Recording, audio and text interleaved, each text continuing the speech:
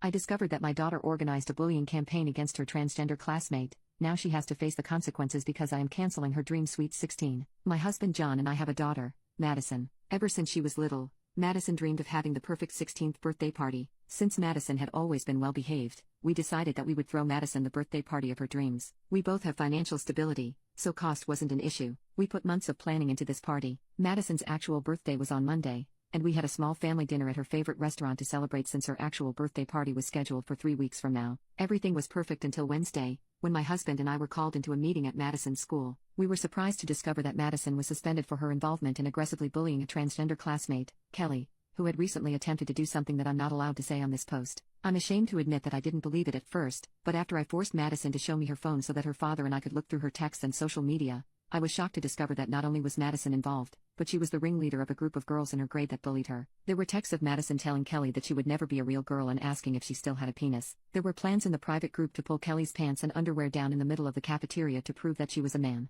I also found posts on her social media where she referred to transgender women as perverts and troons and said that they would never be women. John and I were disgusted by Madison's behavior. We raised our children liberally and consider ourselves LGBT allies, and Madison in particular has always been an outspoken feminist like me. When we got home from the meeting, we talked it over and decided that not only would Madison have no electronics for the rest of the year, but we would be canceling her party too. We wouldn't get the money back for the venue and most of the arrangements we made already, but we decided that this is what needed to be done. We informed Madison of our decision yesterday and she lost it, telling us that we were terrible parents for canceling her sweet 16 over a boy and that we were punishing her for speaking her mind when it wasn't her fault. Kelly did what she did. She begged us not to cancel it and said that this was her dream, but I told her that her behavior didn't warrant having the party of her dreams. She went back to her room crying. We thought we did the right thing, especially when we told our 2 older daughters, but when we called John's mother Shannon and told her that the party would be cancelled and why, she called us awful parents for crushing her dreams this way. Now we're having second thoughts. Update 1. My daughter Madison, 16, began therapy last week to address her behavior. She organized a bullying campaign against a classmate and posted harmful social media posts for context. She has not been adjusting to therapy well because she believes that she did nothing wrong,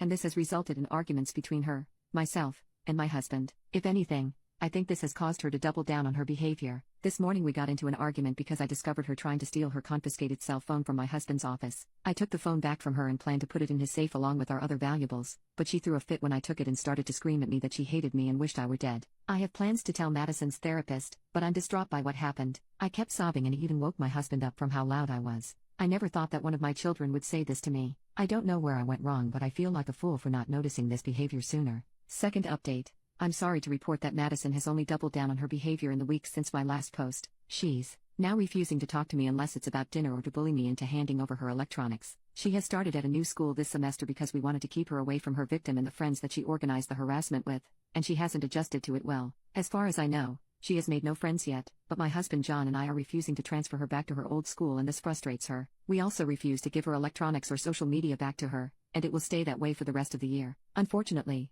she blames Kelly, the girl that she bullied, for everything that's happened, and it seems to have made her hatred for her worse. She has said a lot of derogatory things about her, including slurs, so John and I have discussed with her therapist about enrolling our daughter in an LGBT sensitivity workshop aimed at teenagers. We have also discussed taking her to see a psychiatrist, and we have an appointment made for Tuesday. I wish I could say that things have improved, but my husband and I have formed a plan to get my daughter the help she needs.